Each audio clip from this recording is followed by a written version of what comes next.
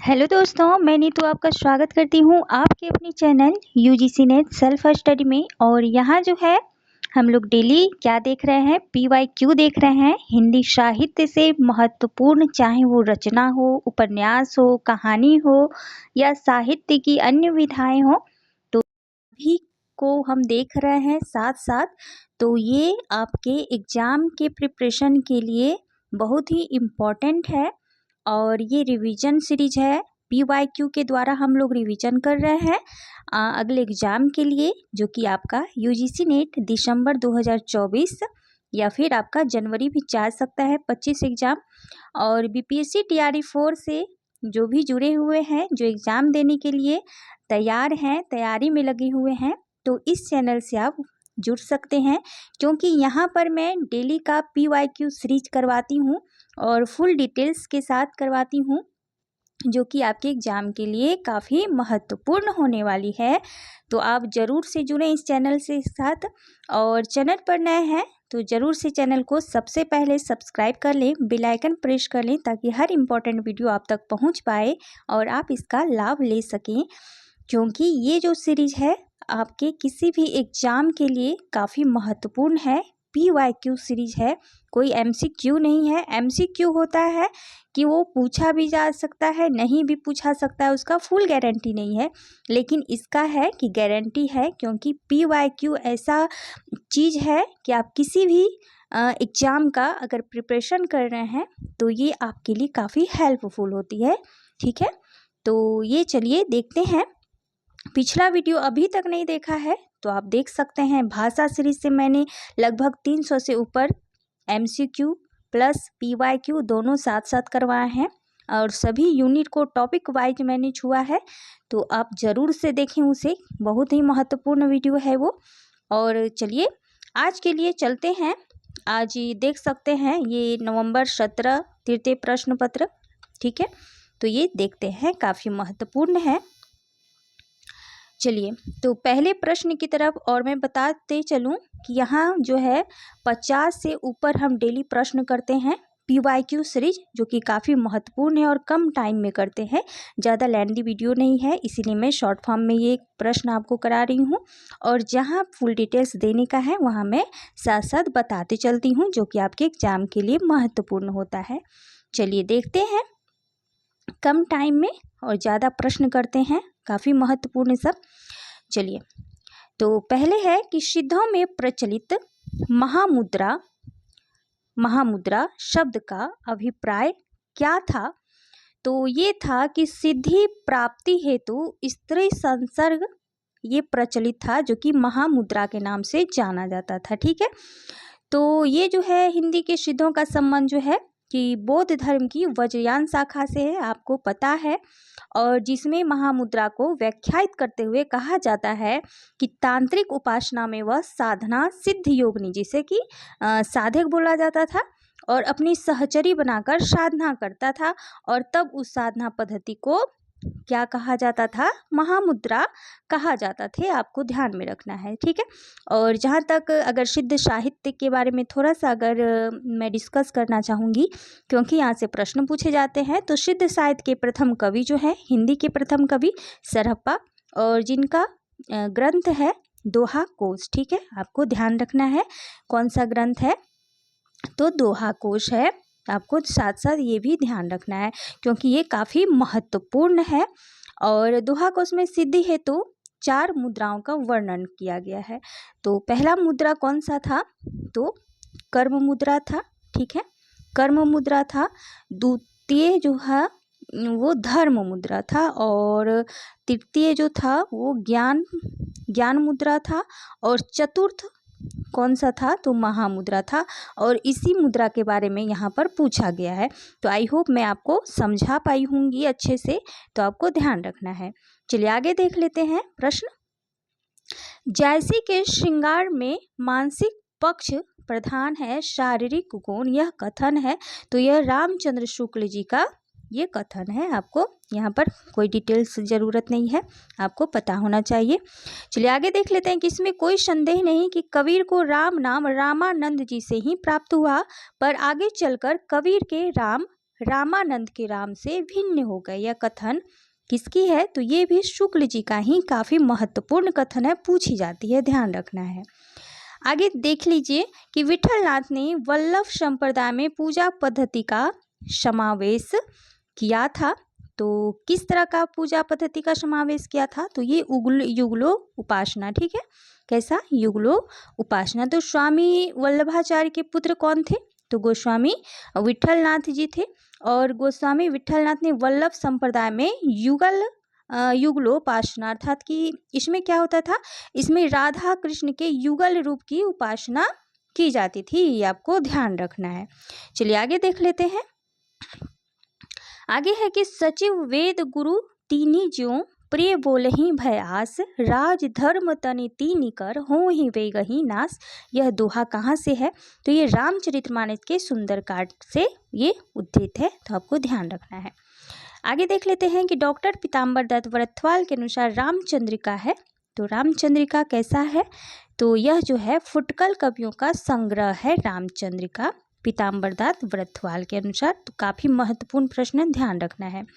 आगे है कि रीति मुक्त कविता की प्रमुख प्रवृत्ति कैसी थी? तो ये स्वानुभूति एवं स्वच्छंदता, जिसमें घनानंद, बोधा, आलम, द्विजदेव, ठाकुर इत्यादि ये सारे कवि इसमें शामिल हैं, तो आपको ध्यान रखना है। चलिए आगे देख लेते हैं। आगे क्या है कि सीख सिखाई न मानती है बरही बस संग सखीन के आवे खेलत खेल नए जल में बिना काम वृथा कित जाम विताए छोरी के साथ सहेलिन को रही के कही कौन सवाद ही पावे कौन परी यह बानी अरी नित नीर भरी गगरी ढरकावे। तो यह तो सबसे पहले आपको ध्यान रखना है कि यह सवैया है और नायिका सखी का भाव व्यक्त किया गया है। तो किस तरह का भाव व्यक्त किया गया है? तो यह जो है यह उपालंब भाव जो है यहाँ पर व्यक्त हुआ है, ठीक है, उपालंब। और यह जो है कहाँ से ली गई है कि अगर मैं बताना चाहूँ तो ये जो है व्यंग्यार्थ कौमुदी एक ग्रंथ है और प्रताप शाही जी का, ये वहीं से लिया गया है, ठीक है। और अगर मैं इसका डेट मेंशन अगर करना चाहूँ तो ये संवत 1882 के आसपास है, मुझे याद है। और इस सवैया में नायिका की सखी जो है उपालंब, यानी कि उपालंब मीन्स क्या होता है? तो उलाहना का भाव, ठीक है, व्यक्त कर रही है। तो आपको ध्यान रखना है कि यहाँ उपालंब व्यक्त हुआ है। चलिए आगे देख लेते हैं। घुसती है लाल लाल मसाल अजीब सी अंतराल विवर के तम में, ठीक है। आगे देख लेते हैं और क्या है इसमें। लाल लाल कोहरा कोहरे में सामने रक्तालोक स्नात पुरुष एक रहस्य साक्षात उपयुक्त काव्य पंक्तियां मुक्तिबोध की कविता से है। किससे है? तो यह अंधेरे में है। और इसका जो अगर डेट की बात करें तो ये 1964 में लिखी गई है, तो आपको ध्यान रखना है, अंधेरे में, बहुत ही महत्वपूर्ण है। चलिए आगे देख लेते हैं कि प्रेमवत कविता से संबंधित पात्र है, तो किससे है? तो यह जो है ये असाध्य वीणा से है, जिसका जो है 1964 में ये असाध्य वीणा लिखी गई है, आपको ध्यान रखना है। चलिए आगे देख लेते हैं कि मधुशाला का प्रकाशन वर्ष ये हरिवंश राय बच्चन जी का है, 1935 का। आगे है कि भारतेंदु ने जिस प्रकार हिंदी गद्य की भाषा का परिष्कार किया उसी प्रकार काव्य की वज्र भाषा का भी, तो ये कथन रामचंद्र शुक्ल जी का है। आगे तरफ बढ़ते हैं। खरी बोली का प्रथम महाकाव्य क्या है? तो प्रिय प्रवास 1914 ईस्वी का है, प्रिय प्रवास, जो कि खरी बोली का प्रथम महाकाव्य माना जाता है। और इसके रचयिता जो है ये हरिओत जी हैं, तो ध्यान रखना है। चलिए आगे देख लेते हैं। और अगर थोड़ा सा मैं इसके विषय वर्णन का अगर बात करूं तो इसमें राधा कृष्ण कथा जो है वर्णित है, ठीक है।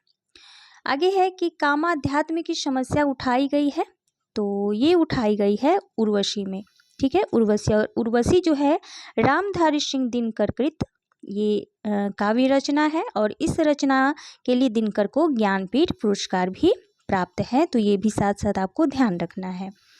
चलिए आगे देख लेते हैं। क्षत्रिय उठो अब तो कुयस की कालिमा को मेट दो, निज देश को जीवन सहित तन मन तथा धन भेंट दो, वैश्यों सुनो व्यापार सारा मिट चुका है देश का, सब धन विदेश हर रहे हैं, पार है क्या क्लेश का। उपयुक्त काव्य पंक्तियों के रचयिता कौन है? तो ये मैथिली शरण गुप्त जी हैं। और ये जो है बहुत ही महत्वपूर्ण ये पंक्ति है मैथिली शरण गुप्त जी का। चलिए आगे देख लेते हैं। हमें प्रयोगवादी कहना उतना ही सार्थक या निरर्थक है जितना हमें कवितावादी कहना। तो ये अज्ञे जी का कोटेशन है, काफ़ी महत्वपूर्ण है, आपको ध्यान रखना है। आगे है कि आधुनिक नारी अब अपनी पूरी गरिमा, देह संपदा और वास्तविक सम्मान के साथ आई हैं। औरतें अब औरतें हैं, वे झूठी सती या वेश्या नहीं हैं। इसीलिए नई कहानी खलनायकों में शून्य है। नई कहानी के संबंध में उपयुक्त कथन किसके हैं? तो ये कमलेश्वर जी का विचार है, आपको ध्यान रखना है। चलिए आगे देख लेते हैं।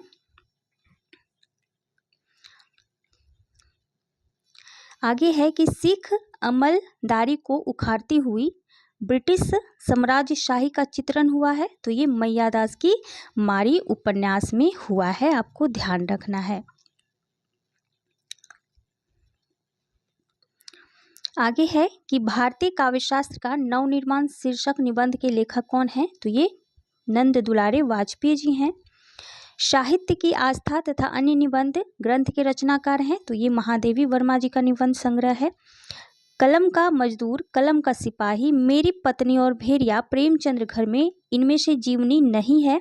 तो मेरी पत्नी और भेड़िया जीवनी नहीं है, बाकी कलम के मजदूर, कलम का सिपाही, ये दोनों प्रेमचंद्र की ही जीवनी है, आपको ध्यान रखना। और प्रेमचंद्र घर में ये शिवरानी देवी जो कि प्रेमचंद्र की पत्नी है, उन्होंने ये लिखा है जीवनी उनकी।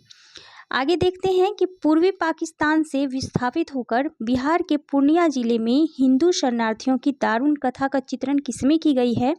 तो ये फणीश्वर नाथ जी का जो जुलूस उपन्यास है, ये इसमें वर्णित है। आगे है, अतएव दो बालुकापूर्ण कगारों के बीच में एक निर्मल स्रोत श्रेणी का रहना आवश्यक है। यह संवाद कहाँ से ली गई है? तो चंद्रगुप्त नाटक जो कि 1931 का प्रसाद जी का है। ये चाणक्य जो पात्र हैं उनमें महत्वपूर्ण पात्र के रूप में है चाणक्य, उनकी उक्ति है, ये ध्यान में रखना है। आगे है कि अभिव्यक्ति की स्वतंत्रता का प्रश्न सुरेंद्र वर्मा के नाटक में आया है, किसमें? तो ये 8वां सर्ग में आया है। काफ़ी महत्वपूर्ण ये नाटक है और पूछी जाती है, तो आपको ध्यान रखना है।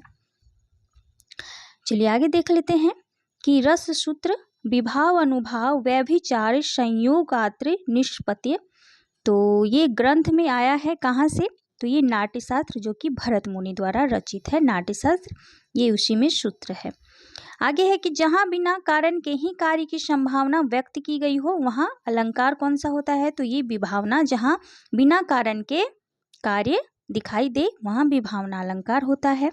भाव, विभाव, अनुभाव एवं संचारी भाव में से रस का अव्यय कौन सा नहीं है? तो ये भाव नहीं होगा, बाकी विभाव, अनुभाव और संचारी भाव जो है रस के अव्यय हैं। आगे देख लेते हैं, श्लेष, माधुर्य, शक्ति एवं समाधि में से काव्य गुण नहीं है। तो ये शक्ति नहीं है, बाकी बात श्लेष जो माधुर्य और समाधि ये सारे काव्य गुण हैं। आगे देख लेते हैं, काव्य की पूर्ण अनुभूति के लिए कल्पना का व्यापार कवि और श्रोता दोनों के लिए अनिवार्य है। उक्त कथन किसके हैं? तो ये रामचंद्र शुक्ल जी का है। आगे क्या है? आगे है कि अरस्तु द्वारा रचित पोएटिक्स ऑन पोएटिक्स नामक ग्रंथ में अध्याय कितने हैं? तो ये टोटल जो है 26 अध्याय हैं, ठीक है। और अरस्तु कौन थे? तो प्लेटो के शिष्य थे। और अरस्तु जो थे वो क्या थे? तो महाकाव्य त्रासदी के स्वरूप का विस्तृत उन्होंने विवेचन किया है और काव्य जगत को है अनुकरण व विरेचन नामक 2 सिद्धांत उन्होंने दिया है। तो आपको ध्यान रखना है, उनके सिद्धांतों को भी प्रश्न पूछे जाते हैं वहाँ से। चलिए आगे देखते हैं कि मार्क्सवादी सिद्धांत के अनुकूल नहीं है। तो क्या नहीं है अनुकूल उनके? तो ये है, साम्यवादी व्यवस्था में भी राज्य तथा समस्त राजनीतिक और कानूनी ढांचे बने रहेंगे, ये अनुकूल नहीं है, आपको ध्यान रखना है। आगे देख लेते हैं कि जॉक देरिदा, डेनियल बेल, रोला बार्थ एवं रेमंड विलियम्स में से उत्तर आधुनिकता का संबंध किनसे नहीं है? तो रेमंड विलियम्स का उत्तर आधुनिकता से संबंध नहीं है। ठीक है, आगे है पीर भयो जी धीर धरे नहीं, कैसे रहे जल जाल के बांधे। उपयुक्त काव्य पंक्तियों में स्त्री का मन स्थिति का संकेत किया गया है। तो कैसा है मन स्थिति? दुखातिरेक है। ठीक है, चलिए आगे देखते हैं। आगे है कि तुलसीदास ने रामचरितमानस में कलयुग का वर्णन किसमें किया है? तो ये उत्तरकांड में किया है, ध्यान रखना है। स्नेह निर्जर बह गया है, रेत ज्यों तन रह गया है। उपरोक्त गीत कहाँ से ली गई है? कौन किससे है? तो ये सूर्यकांत निराला सूर्यकांत त्रिपाठी निराला से ये गीत उन्हीं का गीत है। काफ़ी महत्वपूर्ण है, आपको ध्यान रखना है। चलिए आगे देख लेते हैं। आत्मजयी की कथा वस्तु आधारित है। तो ये कठोपनिषद से आधारित है। शून्य घाटी का सूरज उपन्यास के लेखक कौन है? तो ये श्रीलाल शुक्ल जी हैं। ठीक है, श्रीलाल शुक्ल जी हैं, आपको ध्यान रखना है। आगे है कि काम और राम का द्वंद्व चित्रित है। तो किसमें चित्रित है काम और राम का द्वंद्व? तो ये है मानस का हंस उपन्यास में चित्रित है, अमृतलाल नागर का है। चलिए आगे देख लेते हैं कि मैं इस घर से ही अपने अंदर कुछ ऐसी चीजें लेकर गई हूँ जो किसी भी स्थिति में मुझे स्वाभाविक नहीं रहने देती। आधे अधूरे नाटक के प्रस्तुत संवाद का संबंध किससे है? तो इसमें जो बड़ी लड़की रहती है बिन्नी, ये उसी का संवाद है। चलिए आगे देख लेते हैं। कारवां क्या है? एक एकांकी है, किसकी है? तो भुवनेश्वर प्रसाद जी का है। चलिए आगे देख लेते हैं कि रचना काल के अनुसार रचनाओं का सही अनुक्रम बताना है। तो सबसे पहले कुवलय माला कथा जो कि 9वीं शताब्दी, राउलवेल 10वीं शताब्दी, उक्ति व्यक्ति प्रकरण जो कि दामोदर शर्मा का है 12वीं शताब्दी, वर्ण रत्नाकर जो कि ज्योतिश्वर ठाकुर का है ये 14वीं शताब्दी। राउलवेल किसकी है? तो रोरा कवि की। और कुवलय माला उद्यतन सूरी की है, तो ध्यान रखना है। चलिए आगे देख लेते हैं कि रचनाकार की दृष्टि से काव्य कृतियों का सही अनुक्रम लगाना है। तो सबसे पहले पुहु पावती 1725 ईस्वी, हंस जवाहिर 1726 ईस्वी, अनुराग बांसुरी 1744 और यूसुफ जुलेखा जो कि 1790 ईस्वी का है, ध्यान रखना है। आगे है कि रचना काल की दृष्टि से कृतियों का सही अनुक्रम है। तो कीर्तिलता 1331 है, छिताई वार्ता 1590, भक्तमाल 1600, चित्रावली 1613 ईस्वी का है। चलिए आगे देख लेते हैं। और विकल्प में कोई उत्तर सही नहीं है और यूजीसी ने इसका कर्म माना है कीर्तिलता, भक्तमाल, छिताई वार्ता और चित्रावली। ठीक है, तो सभी का अनुक्रम आपको ध्यान में रखना है, प्रश्न कोई भी हो इससे मतलब नहीं है। चलिए आगे देख लेते हैं। प्रकाशन वर्ष के अनुसार अज्ञेय की रचनाओं को बताना है। तो सबसे पहले इत्यलम 1946, हरी घास छनबर 1949, आंगन के पार द्वार 1961 और कितनी नावों में कितनी बार 1967 ईस्वी, ध्यान रखना है। आगे देखते हैं कि प्रकाशन वर्ष के अनुसार रचनाओं का सही क्रम बताना है। तो प्रेम माधुरी 1875, शांत पथिक 1902 ईस्वी, प्रिय प्रवास अयोध्या सिंहरियोत का है, मिलन 1917 ईस्वी का है।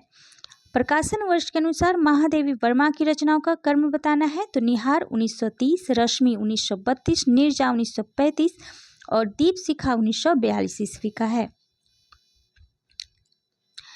आगे है रचना जन्म काल के अनुसार रचनाकारों का सही क्रम बताना है। तो ये सबसे पहले होंगे शमशेर बहादुर सिंह 1911, भवानी प्रसाद मिश्र 1913, माधव मुक्ति बोध जो कि 1917 और भारत भूषण अग्रवाल 1919 के हैं। तो आपको ध्यान रखना है गजानन, माधव मुक्ति बोध, शमशेर बहादुर सिंह, भवानी प्रसाद मिश्र और भारत भूषण अग्रवाल। तो आज हम लोगों ने 50 प्रश्न देखे, काफ़ी महत्वपूर्ण प्रश्न और ये सभी एग्जाम के लिए महत्वपूर्ण होने वाला है, चाहे आप किसी भी एग्ज़ाम का प्रिपरेशन कर रहे हैं। तो जुड़े इस चैनल से और ऐसे ही सीरीज पाने के लिए ज़रूर से सब्सक्राइब कर लें इस चैनल को। चलिए आगे कंटिन्यूअस मैं इस वीडियो को लाती रहूँगी और इससे आपके जो रिवीजन होगी बहुत ही अच्छी होने वाली है। और साथ साथ हम सभी विधाएं एक साथ देख रहे हैं जो कि महत्वपूर्ण है, प्रश्न यहीं से आने वाले हैं। तो चलिए आज के लिए बस इतना ही, फिर मिलती हूँ एक नई सीरीज के साथ। तब तक बने रहें इस चैनल के साथ। तब तक थैंक यू।